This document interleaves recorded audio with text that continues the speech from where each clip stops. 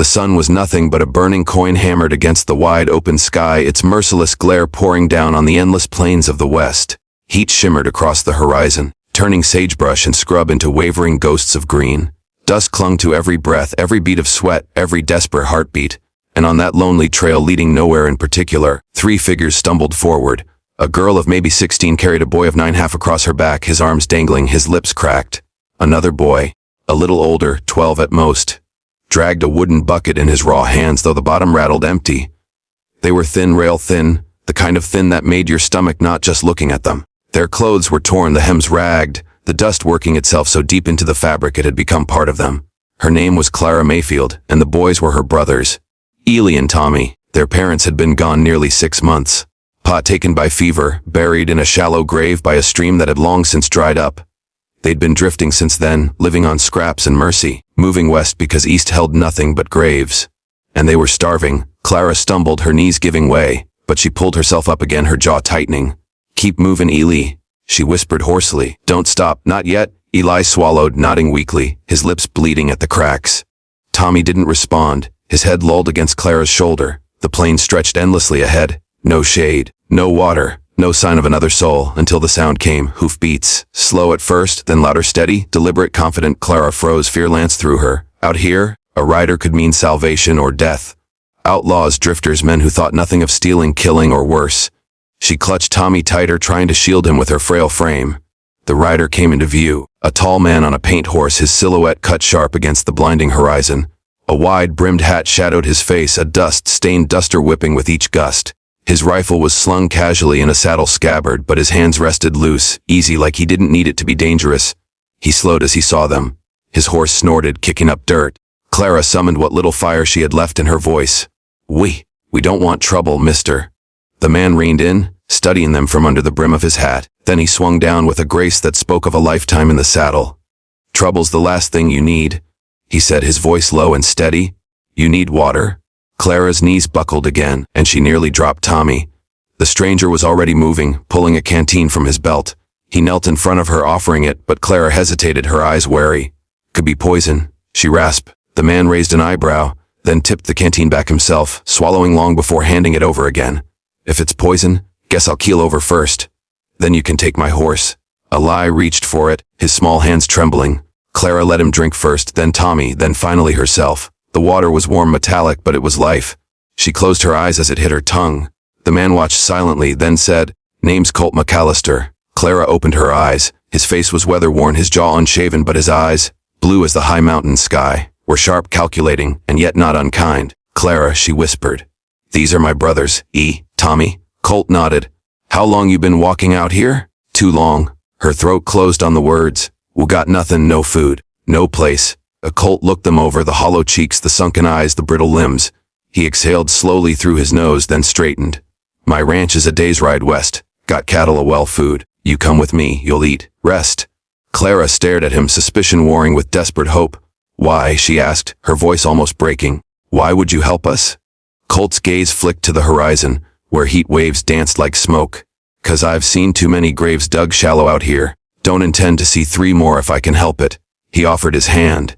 Clara hesitated, only a heartbeat before grasping it.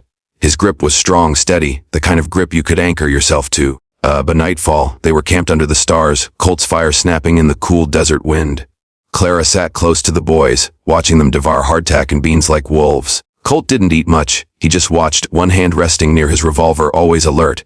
Clara finally looked at him across the fire. "You a lawman?" "Was." His jaw tightened. "Marshal down in Yuma. But law don't pay much, and it don't stop the kind of men running loose these days." "So you're a cowboy now?" He gave a half smile. "Wes, you could say that." The Clara lowered her gaze to the flames. "What if you're lying? What if you take us to your ranch and—" Her voice faltered. Colt didn't flinch. "Then you'd be right not to trust me.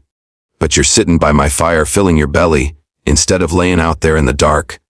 Sometimes trust is the only gamble left." The silence stretched, broken only by the crackle of the fire and the coyotes yipping in the distance. Eli had already fallen asleep against Clara's side. Tommy too, his little face smeared with beans. Clara smoothed his hair back, her throat tightening. She whispered almost to herself, "Thank you." Colt's eyes softened, though his tone stayed even. "Don't thank me yet. West'll test you harder than hunger ever did, and I reckon trouble's already sniffin' our trail. They reached Colt's ranch the next day, a spread of weathered barns, wide pastures, and a sturdy cabin framed by cottonwoods. To Clara and the boys, it looked like heaven, but heaven never lasts long in the Wild West, because in the saloon in Dry Creek not 15 miles away, a different set of eyes had already marked Colt McCallister, eyes that belonged to outlaws who carried names whispered like curses, men who had old scores to settle and no mercy in their blood. And Clara Mayfield, with her starving brothers and her fragile hope, had just stepped into the center of their storm. The sun slid behind the rim of the hills, leaving Colt McCallister's ranch bathed in orange firelight. The cattle lowed in the fields, tails swishing, while Clara Mayfield hung a kettle of water over the cabin hearth. Ely and Tommy sat on the floor with bellies full for the first time in months, their laughter soft but alive. It had been a long while since laughter lived in that house. Colt felt it like a warm draft pushing against a door he thought locked forever. He leaned against the doorframe, hat low, watching Clara move with careful hands, guarded but determined. But out west, peace never lingered long. Dry Creek Saloon 15 miles away. The Dry Creek Saloon was thick with smoke and the sour reek of whiskey. The piano banged out a crooked tune, drowned by laughter and the slap of cards on oak tables. And in the darkest corner sat men who didn't laugh. Jeb Granger, a tall, gaunt outlaw with a scar running from his ear to his collar, tossed back a shot of rye and slammed the glass down. His brother Luke, shorter but meaner, leaned forward, eyes narrowing. "You hear the word," Luke growled. Jeb spat tobacco into a dented spittoon. "I heard." McCallister's back on his spread. "Brought in strays too, girl and a couple brats." Luke grinned, showing a gap where a tooth used to be. "Figures." He always had a soft spot for the weak. Be easy pickins. Another man joined them. Harlan Pike, broad-shouldered with a voice like gravel. He'd ridden with the Grangers since Dodge, and his trigger finger was quicker than his tongue. "He put you in irons once, Jeb. You really want to go knocking on his door?" Jeb's eyes went cold as steel. "Marshal or cowboy makes no difference. Colt McCallister cost us plenty in Yuma. Time's come to settle." Luke chuckled low. "We'll take the ranch. Take the cattle, and the girl too, if she's worth the trouble." Their ladder was jagged wrong, but it carried across the smoky room. Every man within earshot knew better than to interfere. By dawn, 3 horses were saddled, rifles loaded, and the Granger gang was riding west. The storm on the horizon. Colt was out mending a fence when his horse pricked its ears and let out a low whinny. He looked up, scanning the ridge. Years of living by a gun had sharpened his instincts, and now they hummed like wire under strain. Trouble was coming. He could feel it. He rode back toward the cabin where Clara was sweeping the porch, her brothers chasing each other in the yard. For a moment, Colt wished it could stay like that, simple, warm, alive. But wishes didn't hold in the West. "Clara," he said, swinging down from the saddle, "keep the boys close today. Don't let him stray from the house." Her brow furrowed. "What's wrong?" "Just a feelin'." That night, Colt sat long by the fire, revolver laid on the table, eyes fixed on the flames. Clara's voice broke the quiet. "You think someone's comin'?" He nodded. "Granger brothers, outlaws, mean as rattlers. I locked one in irons back in Yuma. Reckon they've been waitin' to bite back." Clara hugged her knees, silent. "Then, if they come, will you kill them?" Colt's jaw tightened. "If I have to." West don't leave room for mercy. The fire popped, sending sparks into the dark. The boys slept nearby, innocent in their dreams. Clara's eyes glistened in the firelight, but her voice was steady. "Then I'll help." Colt looked at her, really looked. Behind the hunger and fear was steel. She wasn't just surviving. She was learning to fight for the life she refused to lose. Out of the ride in, the Grangers came at dawn, dust rising behind them like smoke from a burning prairie. Colt was already saddled, Winchester in hand, watching from a hill. 3 of them, as expected: Jeb, Luke, Harlan, wolves circling. Colt's pulse stayed even.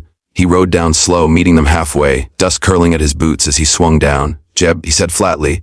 The scarred outlaw grinned, teeth yellow. "My Callister. Thought maybe you'd crawled into a hole by now." The Colt's eyes didn't waver. "Turn around. Ride out. Won't be no harm." Luke spat. "Ain't here to jaw. You got cattle land, and you're protectin' strays. We'll take it all." Colt leveled the rifle in one smooth motion. "You'll take lead if you push this." For a heartbeat, silence. Then Jeb laughed. "You always were quick, Marshal. But you ain't faster than 3. A shot cracked. Colt fired first, kicking up dust at Jeb's boots. The horses reared, men cursing. "Next one ain't a warnin'," Colt said, his voice like gravel. Jeb's grin faded, but not his fury. "This ain't over, McCallister. You just bought yourself a war." They wheeled their horses and thundered off, but Colt knew it was only a delay. They'd be back, and they wouldn't ride alone next time. A fire and blood days stretched tense. Colt fortified the ranch, boarded windows, stacked rifles within reach. Clara helped, her hands blistering from sawing wood, but she didn't complain. Ella and Tommy carried water, fetched nails, watched their sister with wide eyes. Then one black night the war came. The outlaws rode in under a sliver moon, 6 this time, torches flaring. Their yells split the quiet, gunshots cracking. Colt met them head on, firing from the barn. One torch dropped, another man screamed, horse crashing down. The night lit with muzzle flashes, the sharp smell of powder choking the air. Clara dragged Eli and Tommy inside, shoved a shotgun into her trembling hands, and braced by the door. When a shadow lunged at the porch, she fired, shattering wood, sending the outlaw sprawling back into the dirt. Colt fought like a man possessed. He cut through the dark, rifle barking, revolver flashing. He moved with precision, every shot placed, every breath measured. But there were too many. Jeb himself crashed through the barn doors, rifle raised. "This ends tonight, McAllister." Colt spun, but the crack of another gun split the air. Clara's. The outlaw staggered, blood blooming across his shoulder. Colt didn't waste the moment. His revolver flared once, twice, and Jeb Granger fell, eyes wide, body still. The rest broke. Luke howled, dragging his brother's body as the survivors spurred their horses into the dark. The ranch lay smoking, torn but alive. Aftermath dawn crept slow, washing the ranch in pale light. The ground was littered with shell casings, blood in the dirt, smoke curling from burnt wood. But the Mayfield children still breathed. Clara still stood, shotgun clutched, hands trembling but unbroken. Colt leaned against the porch post, wary but steady. His eyes found Clara's. "You did good." Her voice cracked, but her chin lifted. "We're still here." He nodded, tipping his hat. "That's all that matters." The West would never stop testing them. Hunger, outlaws, loss, always more storms on the horizon. But for the first time, Clara and her brothers weren't wandering alone. They had a place, a protector, and maybe, in time, a chance to build something like home. As the sun rose higher, burning gold across the plains, Clara took a long breath and whispered to herself, "We'll make it. We have to." Colt heard her, though he didn't say a word. He just looked out over the horizon, hand resting on the Colt at his hip, ready for whatever came next. Because out here, in the raw and merciless West, survival was the only law that mattered. And together they aimed to survive.